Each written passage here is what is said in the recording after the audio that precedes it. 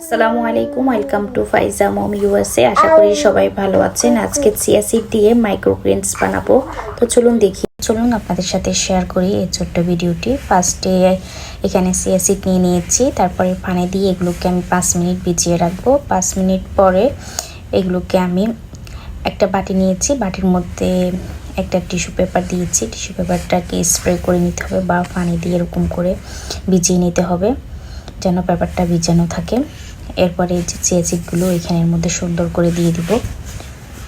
তো এই যে এদিকে আমি চিয়া সিডগুলোকে সুন্দর করে দিয়ে দিতেছি বাটির মধ্যে।